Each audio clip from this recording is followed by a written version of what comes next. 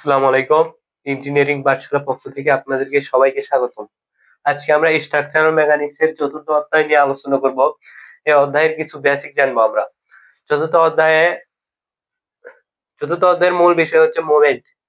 এই মোমেন্টকে জানতে হলে আমাদের কিছু বিষয় জানতে হবে। যখন মোমেন্ট নিয়ে আমরা অঙ্ক করব কিংবা ম্যাথ সলিউশন করব, তখন মোমেন্টের কিছু আমাদের নীতি জানতে হবে। দেখো, মোমেন্টটা আসলে কি? ধরো, একটা নির্দিষ্ট বস্তু, ধরো আমি এই জায়গা থেকে এই বস্তুকে একটা বল দ্বারা আমি একে কি করতে চাই? ঘোরাতে চাই। এইদিকে মনে করো আমি ঘোরাতে চাই কিংবা এইদিকে ঘোরাতে চাই। তাহলে এই একটা নির্দিষ্ট জায়গা থেকে, অর্থাৎ কোনো বস্তুকে একটা নির্দিষ্ট স্থান হতে বল প্রয়োগ করার মাধ্যমে ঘোরাবো অথবা ঘোরাতে চাই, তাকে হচ্ছে মোমেন্ট বলা হয়। তাহলে মোমেন্টের সূত্র হচ্ছে যে, দেখো, মোমেন্ট ইজ ইকুয়াল টু বল গুণন লম্ব দূরত্ব। অর্থাৎ ধরো, এখানে আমি যদি 10 নিউটন বল প্রয়োগ করি, অথবা এখানে 10 কেজি লোড প্রয়োগ করি, এখানে লম্ব দূরত্বটা কত? দেখো, লম্ব দূরত্ব যদি আমরা ধরি 5 মিটার, তাহলে এই জায়গাতে মোমেন্ট কত হবে? তাহলে মোমেন্ট আমরা জানি কি, বল 10 গুণন লম্ব দূরত্ব 5 সমান 50। আচ্ছা, মোমেন্টের একক আমরা কিভাবে নির্ণয় করব? দেখো, এর একক কি? কেজি। আচ্ছা দেখো, বলের একক কি? কেজি। আর হচ্ছে লম্ব দূরত্বের একক কি? মিটার অথবা সেন্টিমিটার। তাহলে একক আমাদের কি হবে? কেজি মিটার অথবা কেজি সেন্টিমিটার, অথবা একক আমরা ধরবো বল যে নিউটন মিটার। এরকম করে আমরা এককগুলো ধরবো, অথবা তাহলে এরকম করে আমরা এককগুলো নির্ণয় করব। এর পরবর্তীতে দেখো, তাহলে মোমেন্টের সংজ্ঞা আমরা কি জানলাম? তাহলে মোমেন্ট বলতে আমরা কি বোঝাবো? কোনো একটা বস্তুকে একটা নির্দিষ্ট স্থান হতে একটা নির্দিষ্ট বল প্রয়োগ করে লম্ব দূরত্বে ঘোরায় বা ঘোরাতে চায়, বলের এই রূপ ক্রিয়াকে, অর্থাৎ বলের এই ধর্মকে মোমেন্ট বলা হয়। তাহলে মোমেন্ট কি বললাম? একটা নির্দিষ্ট স্থান হতে একটা নির্দিষ্ট বস্তুকে একটা নির্দিষ্ট বল দ্বারা ঘোরায় বা ঘোরাতে চায়, বলের এই রূপ ক্রিয়াকে বলের মোমেন্ট বলা হয়। মোমেন্টের প্রকারভেদ দেখো, মোমেন্ট হচ্ছে দুই প্রকার। প্রথমত আমরা কি আলোচনা করলাম? মোমেন্ট। তার পরবর্তীতে আমরা জানবো মোমেন্টের প্রকারভেদ। তাহলে মোমেন্ট হচ্ছে দুই প্রকার। মোমেন্ট সাধারণত দুই প্রকার। একটা হচ্ছে ক্লকওয়েজ আর হচ্ছে অ্যান্টি ক্লকওয়েজ, অর্থাৎ ঘড়ির কাঁটার দিকের মোমেন্ট। একটা ঘড়ির কাঁটার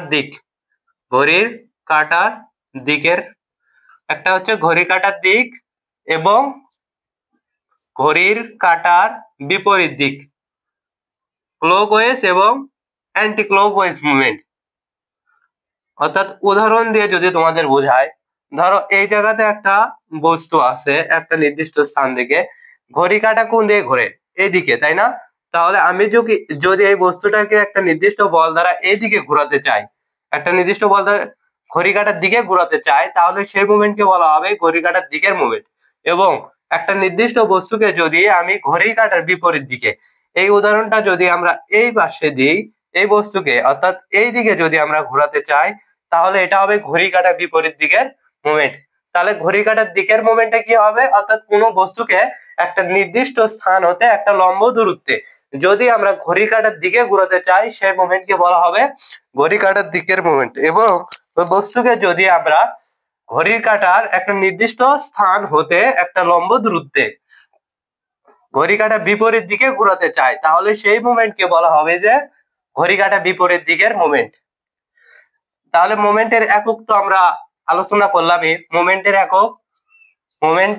একক অর্থাৎ মোমেন্টের একক হবে কেজি সেন্টিমিটার অথবা কেজি মিটার, এগুলোই একক। বুঝে গেছে? আরো আছে একক, ওগুলো তোমরা দেখে নেবা। পরবর্তীতে বলা হয়েছে এই দুইটাই সাধারণত কাজে লাগে, সদৃশ এবং অসদৃশ বল। সদৃশ এবং অসদৃশ সমান্তরাল বল, অর্থাৎ সদৃশ এবং অসদৃশ সমান্তরাল বল, এই দুটা জিনিস তোমাদের বইয়ে আছে, তাই একটু আলোচনা করার চেষ্টা করলাম। তাহলে এখানে দেখো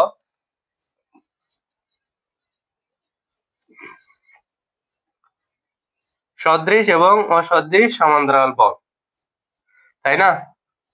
এই দুইটা আলোচনার বিষয়। এগুলো এই প্রত্যেকটা বলগুলো তোমরা কি দেখতে পাচ্ছ, সমান্তরাল আছে, তাই না? প্রত্যেকটা বল সমান্তরাল আছে এবং এদের দিক কি একই দিকে আছে, তাই না?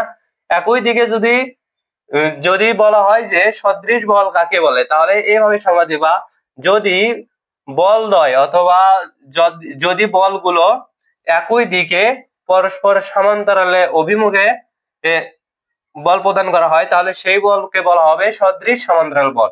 এবং অসদৃশ সমান্তরাল বল সেটাকে কিভাবে দেবা, সেটা হচ্ছে দেখো এইরকম, পরস্পর বিপরীত অভিমুখী, এটাকে তোমরা বলবা হচ্ছে পরস্পর বিপরীত অভিমুখী সমান্তরাল বলকে, অর্থাৎ এটা একদিকে এটা অপর দিকে, এই বলটা একদিকে এই বলটা অপর দিকে, তাহলে পরস্পর বিপরীত অভিমুখী বলদ্বয়কে আমরা কি বলবো, অসদৃশ সমান্তরাল বল। তাহলে সদৃশ সমান্তরাল বল এবং অসদৃশ সমান্তরাল বল সম্বন্ধে কিন্তু আমরা ধারণা পেয়ে গেলাম। তাহলে আমরা এর পরবর্তীতে ধারণা করব হচ্ছে যুগল বা কাপল, অর্থাৎ কাপল বা যুগল, কাপল অথবা আমরা বলবো কি যুগল। কাপল বা যুগল আমরা বলতে কি বুঝি, দেখো কাপল অর্থাৎ উদাহরণ যদি দিই, দেখো এদিকে একটা ফোর্স, এদিকে একটা ফোর্স, এটার কিছু শর্ত আছে, অর্থাৎ তোমরা যুগল বা কাপলের বৈশিষ্ট্য, এটা পরীক্ষায় অনেক আসে, এটা নিয়ে পরবর্তী আলোচনা করার চেষ্টা করব। তোমরা এটা মাস্ট বি আসে। ধরো এখানে 10 নিউটন বল দিলাম, এখানেও দিতে হবে 10 নিউটন বল, অর্থাৎ কাপল বা যুগল কাকে বলে। তখন যদি প্রশ্ন আসে কাপল বা যুগল কাকে বলে, তাহলে তোমরা এভাবে সংজ্ঞা দিতে পারো, একই বল পরস্পর বিপরীতমুখী, একই বল পরস্পর বিপরীতমুখী এবং বলগুলো কি হবে সমান্তরাল, এই বল আর এই বল সমান্তরাল, এবং কিন্তু তারা পরস্পর সরলরেখা বরাবর ক্রিয়া করবে না, এই দুটো কিন্তু একটা সরলরেখা বরাবর ক্রিয়া করবে না। এই বলগুলো একটা উপরের দিকে ক্রিয়া করতেছে, একটা নিচের দিকে ক্রিয়া করছে, এবং বলগুলো হতে হবে কি একই, তাহলে সেটাকে আমরা কি বলবো, যুগল বা কাপল। তাহলে যুগল বা কাপল, কাপল বলতে আমরা কি বলবো একই বল পরস্পর বিপরীতমুখী, একটা পরস্পর বিপরীতমুখী বলকে কি বলা হয়, যুগল বা কাপল। এখন যুগল বা কাপল থেকে আমরা কিভাবে মোমেন্ট নির্ণয় করব, এখানে ধরো 5 মিটার দূরত্ব থাকলো, এখানে ডিস্টেন্স থাকলো কত 5 মিটার, এখানে ডিস্টেন্স যদি 5 মিটার থাকে, তাহলে এখান থেকে আমরা কি বার করব, যদি আমরা এই জায়গা থেকে আমরা মোমেন্ট বার করি, তাহলে দেখো যে কোনো একটা বল নিলেই হবে, ধরো 10 নিউটন নিলাম, এই যে এটাকে বলা হয় যুগলের বাহু, এটাকে বলা হয় যুগলের বাহু, তাহলে বাহুর দূরত্ব 10 গুণন 5, তাহলে 50 কেজি পার মিটার, অথবা এখানে যেহেতু নিউটন দিছি তাহলে নিউটন পার মিটার, বুঝে গেছে? তাহলে আমরা কি বলবো, যুগল বা কাপল বলতে কি বোঝায়, বলগুলো একই হতে হবে এবং পরস্পর বিপরীতমুখী হতে হবে, এবং এই বলদ্বয় একই সরলরেখা বরাবর ক্রিয়া করতে পারবে না। তাহলে আমরা যুগল বা কাপল তা বুঝতে পারলাম। এখন যুগল বা কাপলের প্রকারভেদ, তাহলে আমরা কি জানলাম, যুগল জানলাম, সদৃশ এবং অসদৃশ সমান্তরাল বল একক জানলাম, প্রকারভেদ জানলাম। আচ্ছা এর পরবর্তী আমরা কি করব, যুগলের প্রকারভেদ। আচ্ছা যুগলের প্রকারভেদ বলতে আমরা কি বুঝি, আচ্ছা যুগলের প্রকারভেদ হচ্ছে, দেখো যুগল দুই প্রকার, একটা হচ্ছে ক্লকওয়েজ বা ঘড়ি কাঁটার দিকের ক্লকওয়েজ যুগল, আর একটা হচ্ছে অ্যান্টি ক্লকওয়েজ। তাহলে যুগল দুই প্রকার, একটা হচ্ছে ঘড়ি কাঁটার দিকের যুগল, আর একটা হচ্ছে ঘড়ি কাঁটার বিপরীত দিকের যুগল। তাহলে যুগলের ঘূর্ণয়নের দিক যদি, ধরো যুগলের ঘূর্ণয়নের দিক যদি ঘড়ি কাঁটার দিকে হয়, সেটাকে বলবো আমরা হচ্ছে ক্লকওয়েজ যুগল, এবং যুগলের ঘূর্ণয়নের দিক যদি ঘড়ি কাঁটার বিপরীত দিকে হয়, তাহলে সেটাকে আমরা বলবো অ্যান্টি ক্লকওয়েজ যুগল। এরপরে দেখো সদৃশ এবং অসদৃশ জোড় বা যুগল, জোড় বা যুগল কিন্তু একই কথা। এখানে আবার কনফিউশনে পড়বা না, জোর কি যুগল কি, জোর আর যুগল কিন্তু একই। তাহলে সদৃশ যুগল কি, একটা উদাহরণ দিয়ে যদি বুঝাই তোমাদেরকে, এটা কি যুগল, তাই না? এখানে আছে ধরো 10 কেজি, তাই না? এখানেও আছে 10 কেজি। এখানে দূরত্ব আছে হচ্ছে ধরো 5 মিটার, 10 মিটার, 10 মিটার। এখানে আবার একটা যুগল দেওয়া আছে, এখানে একটা যুগল দেওয়া আছে ধরো 5 কেজি, অথবা দাও এখানে লোড দেওয়া আছে হচ্ছে 20 কেজি, 20 কেজি। এটাও একটা যুগল 20 কেজি। এখানে দেওয়া আছে 5 মিটার। তাহলে এই দুটা থেকে কি বুঝতে পারি, দেখো এখানে দূরত্ব কিন্তু আলাদা, বল দ্বয় আলাদা। তাহলে এখান থেকে যদি আমরা মোমেন্ট নির্ণয় করি, তাহলে 10 গুণন 10, বাহু এবং বলের দূরত্ব অর্থাৎ বল গুণন লম্ব দূরত্ব 100 KG per metre, 100 KG metre.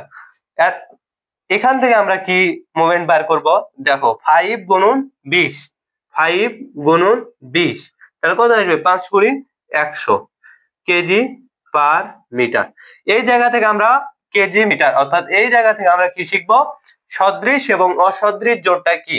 তাহলে সদৃশ এবং অসদৃশ জোড় হচ্ছে, দেখো যদি বলদ্বয় আলাদা, যদি বলদ্বয় আলাদাও হয়, যদি দুইটি জোড়ের বলদ্বয় আলাদা হয় কিন্তু মোমেন্টের পরিমাণ একই বের হয়, তাহলে সেই জোড়কে আমরা বলবো সদৃশ জোড়। তাহলে কি বললাম, যদি বলদ্বয় আলাদা হয়। এখানে উদাহরণ দেখো, যদি বলদ্বয় আলাদা হয় এবং মোমেন্টের পরিমাণ যদি একই আসে, তাহলে সেটাকে বলবো আমরা সদৃশ জোড়। এটার সদৃশ এই জোড়। তাহলে অসদৃশ জোড় বলতে আমরা কি বুঝাবো, যদি মনে করো এখানে না মেলে, এই জায়গাতে আমি 10 কেজি দিলাম, এখানেও দিলাম হচ্ছে 10 কেজি, তাহলে এখান থেকে আমরা কি বলতে পারি, বলদ্বয় একই কিন্তু মোমেন্টের পরিমাণ এক না। অর্থাৎ যদি বলদ্বয় আলাদা হয় কিংবা বলদ্বয় একই হয় কিন্তু মোমেন্টের পরিমাণ আলাদা, মোমেন্টের পরিমাণ দুটার এক হয় না, তাহলে সেটাকে আমরা বলবো অসদৃশ জোড়। তাহলে আশা করি তোমরা যুগলের সদৃশ যুগল এবং অসদৃশ যুগল বা সদৃশ জোড় বা অসদৃশ জোড় সম্বন্ধে ধারণা পেয়েছো। এর পরবর্তীতে আমরা আলোচনা করব হচ্ছে লিভার নিয়ে। লিভার যন্ত্রটা কি, লিভার যদি বলে লিভার বলতে তুমি কি বোঝো, তুমি সরাসরি এভাবে অ্যান্সার করবে, লিভার হচ্ছে একটা সরল যন্ত্র। লিভার হচ্ছে কি, একটা সরল যন্ত্র। এর মাধ্যমে কি করা হয়, বিভিন্ন লোড উত্তোলন করা হয়। লিভারের মাধ্যমে কি করা হয়, বিভিন্ন লোড উত্তোলন করা হয়। লিভার ধরো এরকমও লিভার হতে পারে, এখানে একটা বল প্রয়োগ করেছে, এখান থেকে একটা বল তোলা হচ্ছে। ধরো এখানে পি বল প্রয়োগ করা হচ্ছে, এখানে ডাব্লিউ উঠানো হচ্ছে, ওজন উঠানো হচ্ছে। তাহলে দেখো এটা লিভারের অংশ হচ্ছে দুইটা, একটা হচ্ছে এখানে বল প্রয়োগ করা হচ্ছে যাকে বলা হয় বল বাহু, এবং এটা দ্বারা বল উঠানো হচ্ছে এটাকে বলা হচ্ছে ওজন বাহু, এবং যে নির্দিষ্ট বিন্দু করে লিভার ঘোরে সেটাকে বলা হয় ফালাক্রম। তোমরা লিভারের আর একটা উদাহরণ আছে, এরকম করে দেখবা, তোমাদের বইয়ে দেওয়া আছে।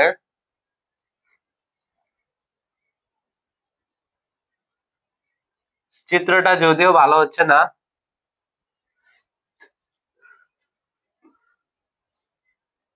এখানে একটা কোণ থাকে, দেখো এখানে ধরো এখানে ডাব্লু,